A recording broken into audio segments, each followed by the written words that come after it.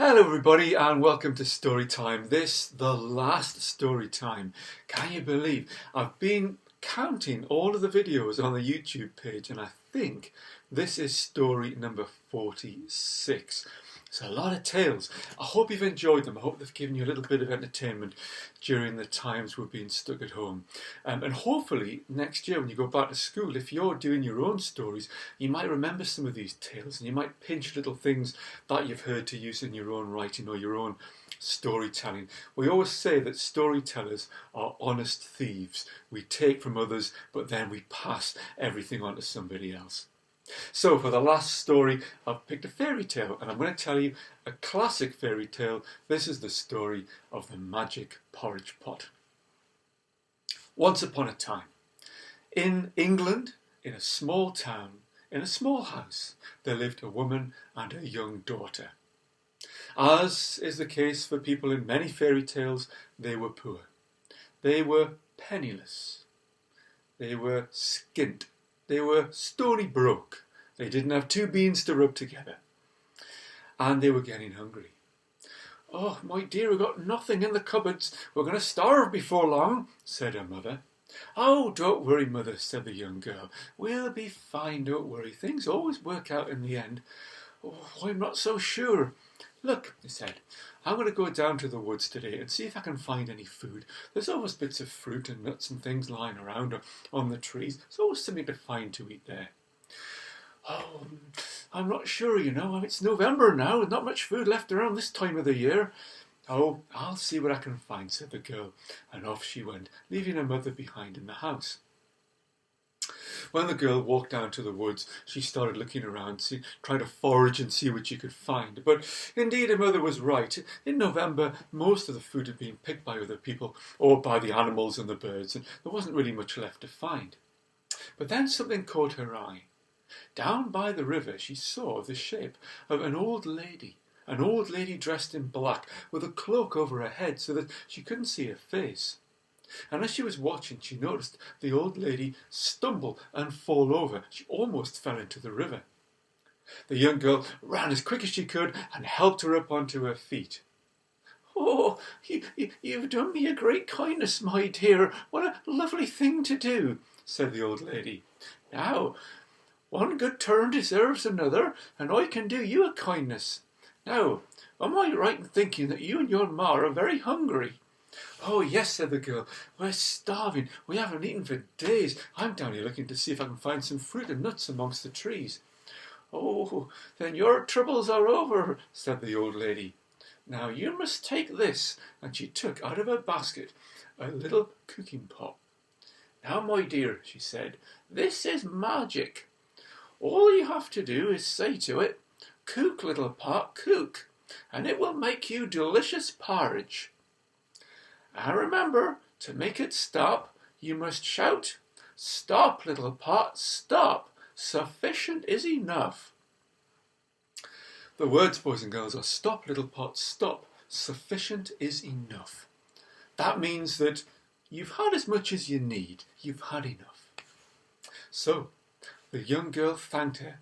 "No, thank you, my dear," she said, and the old lady hobbled off into the trees. Well, the young girl couldn't wait to see if it worked, so she put the pot down on the ground. "Here we go. Now, let's do the words together." She said to the pot, "Cook, little pot, cook." And immediately the little pot started to bubble up with delicious hot porridge. And just before it got to the top, she shouted the words for it to stop. Are you ready? She shouted, "Stop, little pot, stop. Sufficient is enough." And the pot stopped cooking porridge. Well, she didn't have a spoon with her, so she just had to use her hands. And she put her hands in and gobbled up all the delicious porridge and wiped it off her face, and then went down to the river and rinsed the pot clean.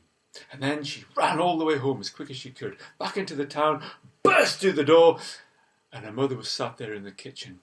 "Ma'am," she said, "you'll not believe what happened. I went down to the woods, and then by the river there was this old lady, and she fell, and she gave me this pot." "Whoa, oh, slow down, my dear, slow down," said her mother. What's this?" I said, "Right, Mum, watch." She put it on the kitchen bench. You'll not believe your eyes.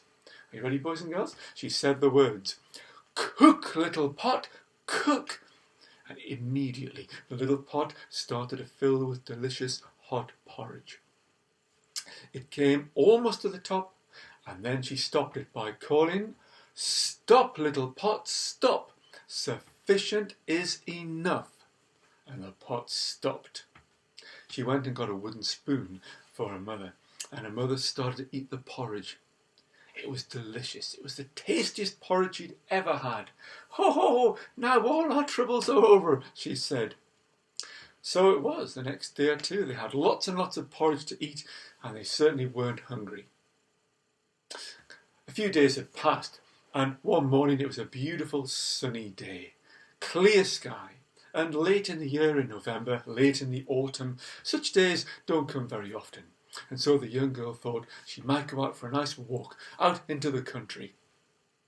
Her mother stayed at home, and even though she'd already had her breakfast, porridge of course, she decided she'd have a little more. She couldn't get enough of this delicious porridge.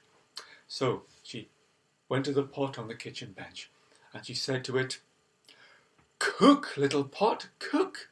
And straight away the pot did as it was told, and it started to fill with porridge. And it was steaming and bubbling away. And then, as it got to the top, she went to say the magic words to make it stop. "Stop!" she shouted. "Stop! Stop!" But the pot didn't, and it started to flow over the top and plop onto the bench. "Stop!" she cried. "Stop! Stop!"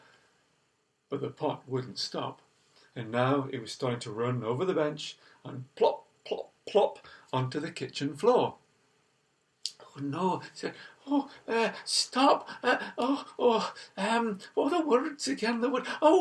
Stop, little pot, stop!" But the pot continued. More porridge poured out all over the kitchen floor, and she had to climb up onto the kitchen table. Crumbs! There was more. What were the words again? What were the words? I can't remember.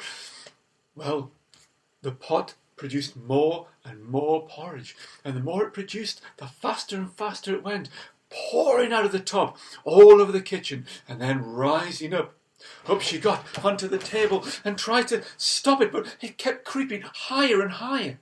Eventually she had to swim through the top of the porridge and run up the stairs, but the porridge followed after, up and up the steps one by one. It then burst through the door of the house and out of the windows and seeped onto the street. Up the street it went, up the road and into the neighbours' houses, so that all of the neighbours had to run upstairs and looked out of the windows, and they see this porridge oozing out of the house and up the road. Eventually it made its way into the town square, and all of the poor townsfolk were upstairs. But as the porridge rose higher and higher and higher, they had to climb out of their windows and up onto their rooftops. All they could do was watch helplessly as the porridge covered the entire town, great masses of porridge pouring out of the girl's house. They thought they were doomed. They thought they were going to drown in the porridge, until just at the last moment, the young girl came back from a walk in the country. She came through the trees, and she could hear shouts and screams coming from the town. Oh dear, she thought, something must be wrong. And there, before her eyes, she saw it. What a sight! Mountains of porridge, more than you'd ever see. All the poor townsfolk on top of the rooftops, shouting and screaming. "Somebody help us," they called. Well, she knew what to do. She could remember the words, and she called them out as quick as she could. Are you ready, boys and girls? "Stop, little pot, stop! Sufficient is enough." And at that point, the little pot stopped, finally. Well, the town had been saved. But as for the townsfolk, well, they had to eat their way through an awful lot of porridge, so much that they sickened themselves with all the porridge. And you know what? Even though that was years ago, they do say that to this very day, the folks who live in that town still haven't got much of an appetite for eating porridge. And there we go, boys and girls, the story of the Magic Porridge Pot. Well, that was the last story. I do hope you enjoyed that one. I hope you've enjoyed all the tales that have come. Don't forget, they are all on the YouTube page if you want to hear any of them again. Well, boys and girls, I just want to say, all of you, that I hope you all have a lovely summer holiday. Look after yourselves, take care, and there'll be more stories for any of you who are in my class next year in September. Loads more tales. But I look forward to seeing all of you back in the new year. So take care, and for the last time, bye-bye.